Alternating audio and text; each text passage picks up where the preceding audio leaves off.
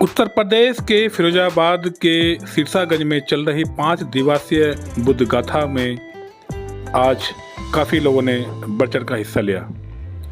आपको बता दें, सिरसागंज के इलाके में ये बुद्ध गाथा रखी गई थी, जिसमें लोगों का आना सुबह से ही शुरू हो गया था। लोग कथा सुनने के लिए काफ़ी उत्सुक थे और देखिए धीरे धीरे पंडाल भरता जा रहा था।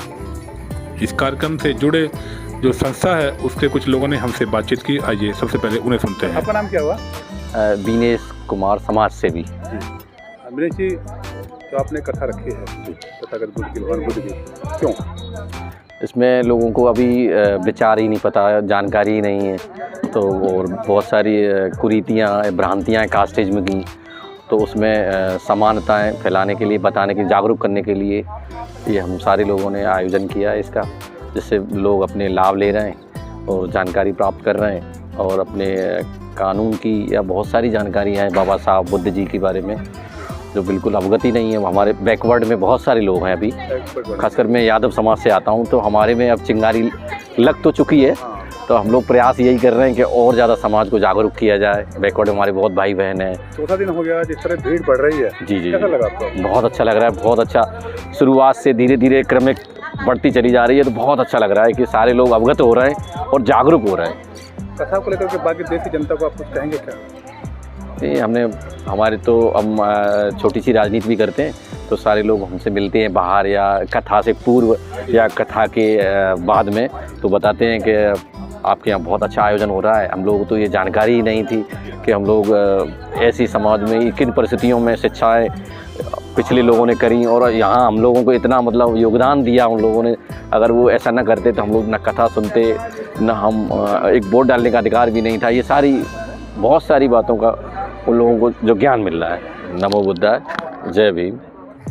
संस्था में भारी संख्या में लोगों ने बढ़ चढ़कर हिस्सा लिया। म्यूजिक के साथ की गई इस कथा में संस्था के एक और सदस्य ने हमारे YouTube चैनल से बात करते हुए अपने विचार इस कथा को लेकर के कुछ इस तरह से साझा किए। आइए उन्हें भी सुनते हैं। आपका नाम क्या हुआ?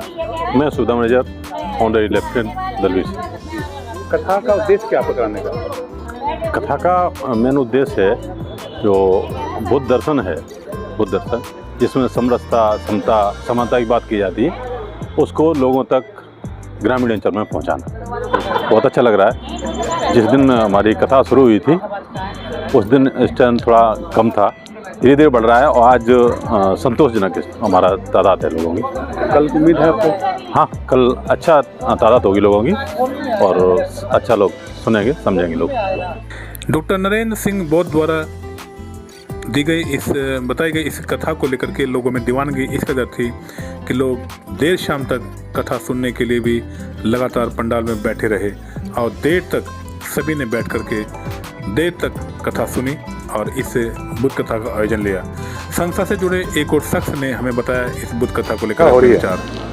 क्या लगता है आपको, समाज को इसका कोई लाभ मिल रहा है? इससे समाज को बहुत बड़ा लाभ मिलेगा। समाज को सत्य का ज्ञान होगा।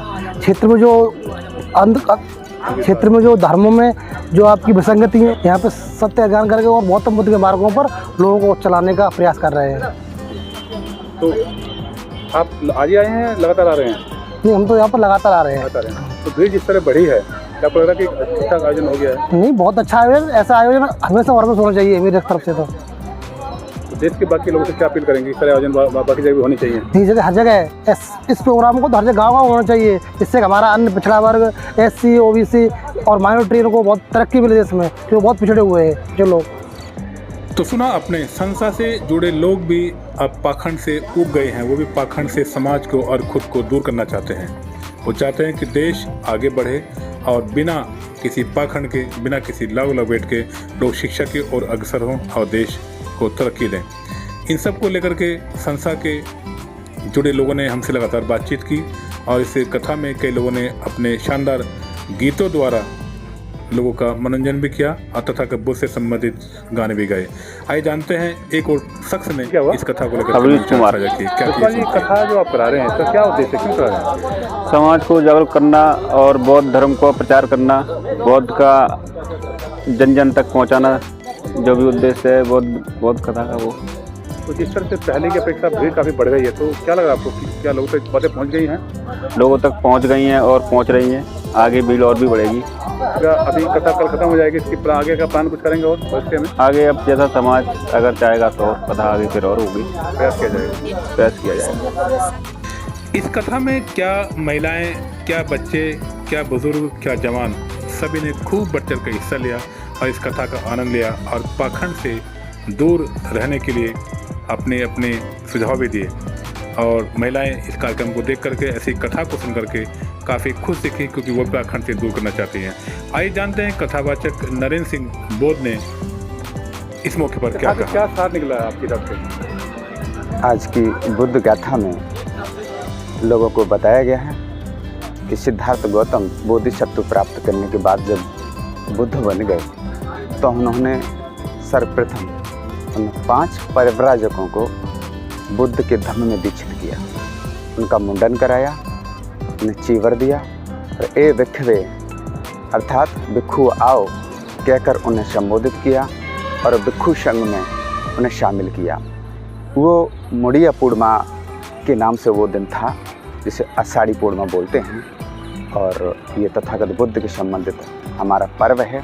तो ये जन जन तक पहुंचाने के उद्देश्य से आज बुद्ध गाथा में सबको ये बताया गया है। ये जो बुद्ध गाथा जनता कहाँ देख सकती है, कब से देख सकती है? बुद्ध गाथा यूट्यूब चैनल पर ये 12 मई 2025 अर्थात आने वाली बुद्ध पूर्णिमा के दिन प्रातः 11 बजे कोई भी इस गाथा को पूर्णतः देख सकते हैं।